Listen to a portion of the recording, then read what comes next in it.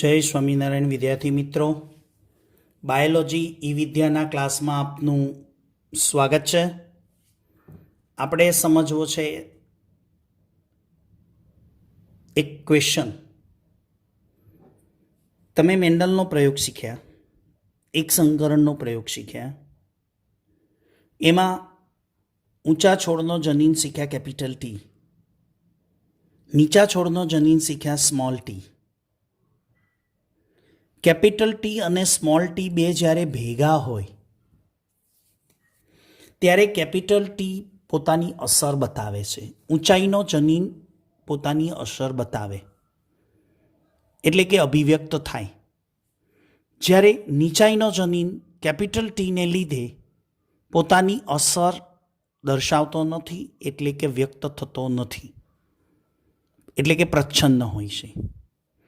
આપણે આ પ્રશ્નમાં એવું સમજવું છે કે શા માટે કેપિટલ ટી એ કેપિટલ ટી છે, શા માટે કેપિટલ ટી એ પ્રભાવી કહેવાય, શા માટે સ્મોલ ટી એ પ્રચ્છન્ન કહેવાય, શા માટે કેપિટલ ટી પોતાની અસર દર્શાવે છે, એટલે કે પ્રભાવી છે એટલે પોતાની અસર દર્શાવે છે, શા માટે સ્મોલ ટી એ પ્રચ્છન્ન છે અને પોતાની અસર કેપિટલ ટીની હાજરીમાં દર્શાવતો નથી.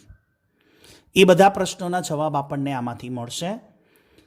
તો જો ક્વેશ્ચન આવી રીતનો છે, ટોપિક શોધ. જો અંદર કે પ્રભાવિતતાની સંકલ્પના, એટલે જનીન પ્રભાવી કેમ છે એની સંકલ્પના શું છે એ જનીનના કાર્યની મદદથી સમજવું છે આપણે. અથવા તો પ્રશ્ન એવો છે બીજી રીતે કે શા માટે કેટલાક જનીન પ્રભાવી હોય અને શા માટે કેટલાક જનીન પ્રચ્છન્ન હોય. શા માટે કેટલાક જનીન પ્રભાવી હોય, શા માટે કેટલાક જનીન પ્રચ્છન્ન હોય, આ પ્રશ્નને આપણે સમજવો છે. સમજો મિત્રો, બહુ મજાનો પ્રશ્ન છે, ખબર પડી જાય એવો છે, સિમ્પલ છે, કોઈ ગભરાવાની જરૂર નથી. જીનેટિક્સ છે, એકવાર કોન્સેપ્ટ ક્લિયર થશે ને એટલે મજા આવશે. હવે જનીન એટલે શું, કોને જનીન કહેશો? તો એ જનીનને સમજતા એક આ ચેપ્ટર પૂરું થઈ અને આના પછીનું 6થું ચેપ્ટર છે આનુવંશિકતાનો આણ્વીય આધાર. ડીએનએને સમજીએ ને ત્યારે આપણને ખ્યાલ આવે કે જનીન કોને કહેવાય. જો છતાં પણ ટૂંકમાં માહિતી તમને આપી દઉં છું.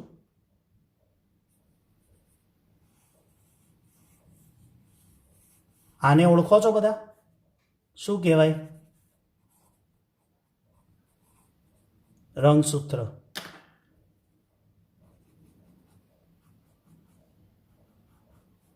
આને ઓળખો છો મિત્રો? આને શું કહેવાય? ડીએનએ. બરાબર. એ ડીએનએ કેવી રીતે હોય બધાને ખબર છે. આવું કુંતલમય હોય ને, ઓકે, એને ખોલી દઈએ ને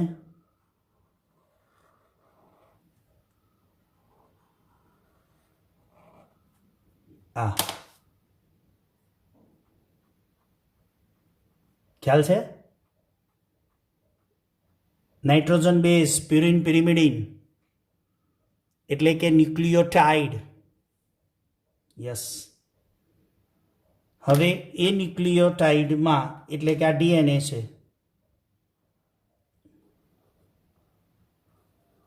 કેટલા લીટા લીધા છે? 3. 1, 2, 3. આને કહેવાય જનીન. સમજણ પડે છે? યસ. બધી ચર્ચા ક્યાં કરશું આના વિશે? 6થા ચેપ્ટરમાં. પણ અહીંયા કંઈક સમજવું છે એટલે મેં તમને થોડોક આઈડિયા આપ્યો કે જનીન શું છે. જુઓ, ડીએનએના ચોક્કસ ખંડને શું કહેવાય? જનીન. તો આ ડીએનએનો શું થયો? ચોક્કસ ખંડ થયો. આને કહીશું આપણે જનીન. અને એ જનીન શું ધરાવે? વિશિષ્ટ લક્ષણ અભિવ્યક્ત કરવાની માહિતી ધરાવે. એટલે કે મારામાં કોઈ લક્ષણ છે તમારામાં કોઈ લક્ષણ છે તો એ ડીએનએ તમારા મમ્મી પપ્પાનું સંમિશ્ર ડીએનએ તમારામાં છે. એટલે તમારી બોડી ઉપર તમારા મમ્મી પપ્પાનું લક્ષણ દેખાય છે. એટલે કે આપણા શરીરમાં જુદા જુદા જે લક્ષણો છે ને, શરીરની અંદર કે શરીરની બહાર, જે સ્વરૂપ પ્રકારે હોય કે જીન પ્રકારે હોય, જનીન પ્રકારે હોય, એ બધા લક્ષણો છે ને કોઈ એક વિશિષ્ટ લક્ષણ અભિવ્યક્ત કરે. જનીન, દાખલા તરીકે કાનની બૂટ, જોજો, પકડો તો તમારા કાનની બૂટ પકડો અથવા દર્પણમાં જુઓ, તમારા કાનની બૂટ છે ને એ તમારા એ ભાગ સાથે જોઈન્ટ છે? કાનની બૂટ જોઈન્ટ છે કે ખુલ્લી છે? ઘણાને કાનની બૂટ છે ને જોઈન્ટ નહીં હોય, બાજુમાં છે, આપણે કાનની બૂટ છે ને તે જોડાયેલી છે, અને ઘણાને કેવી હોય? ખુલ્લી હોય. એ કોને કારણે હોય? એ જનીન એ લક્ષણને કારણે હોય. બીજા આવા તો ઘણા બધા ઉદાહરણ છે. દ્વિકીય સજીવોમાં દરેક લક્ષણ માટે જનીનની 2 નકલ હોય. શું હોય? દરેક લક્ષણ માટેની જનીનની 2 કોપી હોય. હવે આપણે સમજીએ 2 કોપીમાં, એક સમયુગ્મી જનીન અને બીજા વિષમયુગ્મી જનીન. આગળ શબ્દ આવી ગયો. સમયુગ્મી જનીન કોને કહેશો?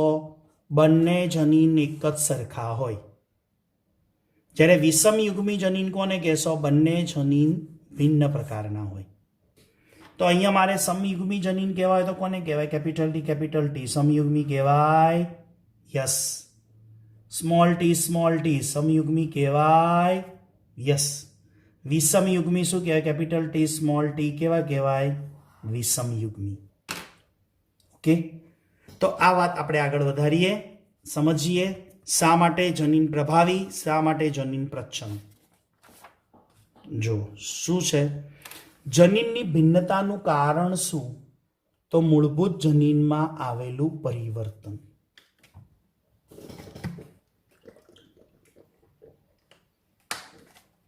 મૂળભૂત જનીનમાં આવેલું પરિવર્તન. કેવી રીતે? તો ઉદાહરણ સહિત આપણે સમજીએ. ઉત્સેચક છે. ઉત્સેચક મિત્રો શાના બને?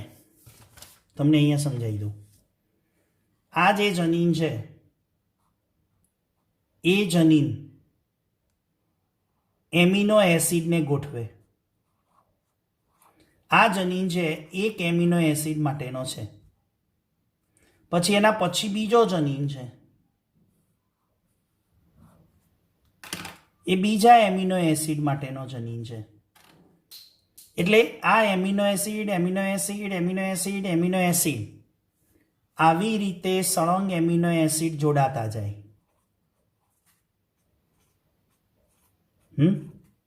યાદ આવ્યું 11 સાયન્સમાં? આને કહેવાય પોલીપેપ્ટાઇડ. અને આવી પોલીપેપ્ટાઇડ એક હોય, બીજી હોય, ત્રીજી હોય, ત્રણેય પોલીપેપ્ટાઇડ ભેગી થાય તો શું બને? પ્રોટીન. અને એ પ્રોટીન બોડીમાં ઘણા પ્રકારના છે. 11 સાયન્સમાં શીખવાડ્યું હતું. રચનાત્મક પ્રોટીન, રક્ષણાત્મક પ્રોટીન, અંતઃસ્રાવી પ્રોટીન, ઉત્સેચકીય પ્રોટીન. યાદ આવ્યું? એ ઉત્સેચક બનાવશે. સમજાય છે? તો આ જનીને શું બનાવ્યો? ઉત્સેચક. સમજાયું મિત્રો? આગળ તો ઉત્સેચક બનાવવાની માહિતી ધરાવતો એક જનીન પોતાના 2 વૈકલ્પિક ઓપ્શન ધરાવે, 2 વૈકલ્પિક કારક ધરાવે. એક સામાન્ય જનીન અને બીજો રૂપાંતરિત જનીન. ઓકે, તમને ઉદાહરણ દ્વારા સમજાવતો જાઉં જેથી આપણને વધુ ક્લિયર સમજૂતી મળતી જાય. એક સામાન્ય જનીન એટલે કેપિટલ ટી ને શું કહીશું? સામાન્ય જનીન. સ્મોલ ટી ને શું કહીશું? રૂપાંતરિત જનીન. તો એનો અર્થ એવો થયો કે આ રૂપાંતરિત જનીન છે, આ સામાન્ય જનીન છે. તો સામાન્ય જનીનને બીજો શબ્દ વાપરવો હોય તો અરૂપાંતરિત જનીન બોલાય. હા, આ સામાન્ય જનીન એટલે રૂપાંતર થયા વિનાનો જનીન. ઓકે, એટલે અરૂપાંતરિત શબ્દ મેં વાપર્યો. અને રૂપાંતરિત જનીન એટલે જે સામાન્ય જનીનમાં થોડો ઘણો ચેન્જ થયો છે અને એમાંથી બન્યો એટલે રૂપાંતરિત જનીન. સમજાઈ ગયું? આગળ જાઓ. યસ. હવે જો સામાન્ય જનીન શું કામ કરશે? મેં કીધું એમ અરૂપાંતરિત જનીન શું કાર્ય કરશે? તો એ ઉત્સેચક બનાવે. એ ઉત્સેચક પ્રક્રિયાર્થીમાં વપરાય અને પ્રક્રિયાર્થીમાંથી શું બનાવી દે? નિપજ. એ સામાન્ય જનીન છે, એને એક સામાન્ય ઉત્સેચક બનાવ્યો, એન્ઝાઇમ, આ સબસ્ટન્સ અને આ પ્રોડક્ટ એટલે કે નિપજ. તો પ્રક્રિયાર્થીને નિપજમાં રૂપાંતર કરવા માટે કોઈ ઉત્સેચકની જરૂર પડે તે ઉત્સેચકના કાર્યમાં સમજાયું હતું 11th. તો એ ઉત્સેચક કોનો બને? પ્રોટીનનો. પ્રોટીન કોણ બનાવે? જનીન બનાવે.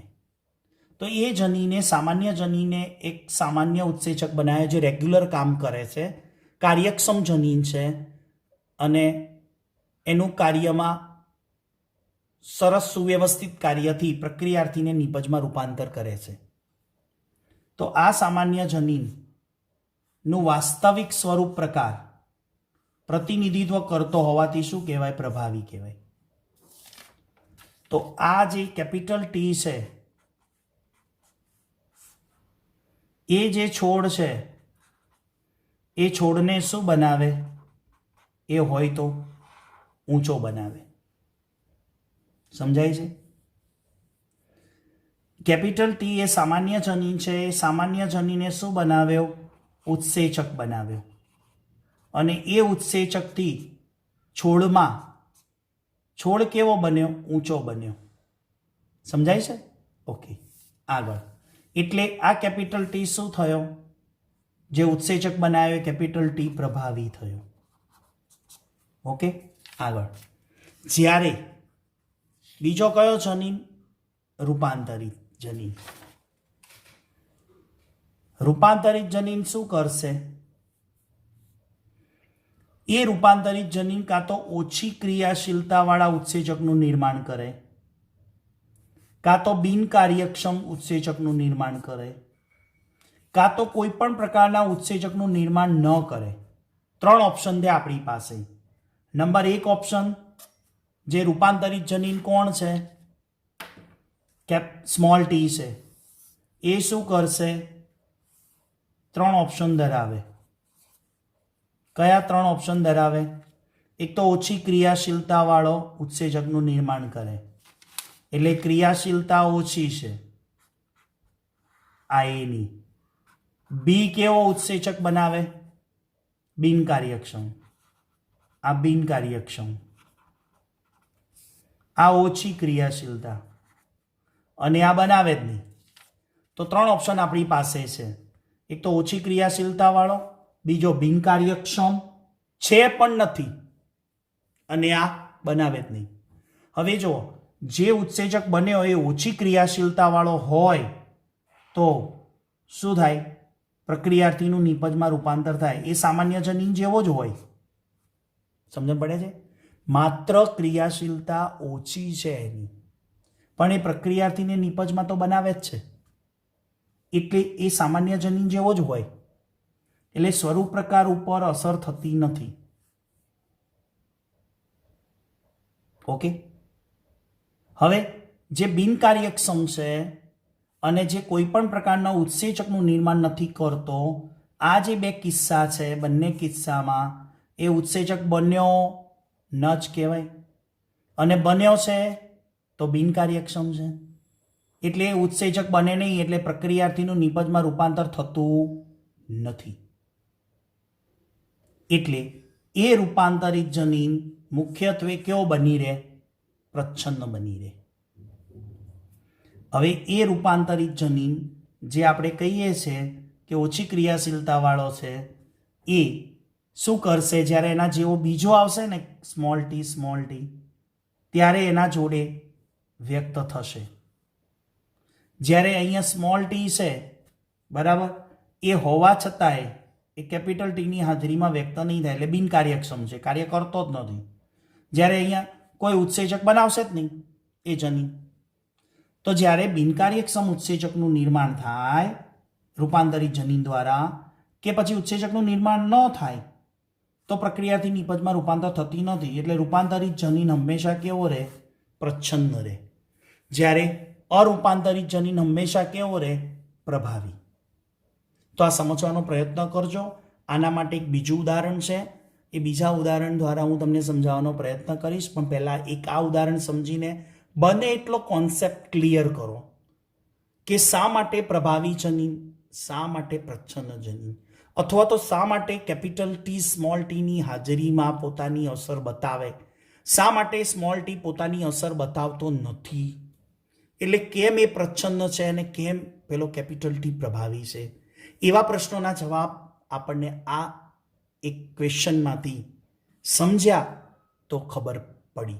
આના માટે કોઈ બીજું ઉદાહરણ લઈને પણ આપણે સમજાવવાનો પ્રયત્ન કરીશું, જેથી વધુ સારી રીતે તમારો કોન્સેપ્ટ ક્લિયર થાય કે શા માટે જનીન પ્રભાવી એ પ્રભાવી છે, પ્રચ્છન્ન એ પ્રચ્છન્ન છે.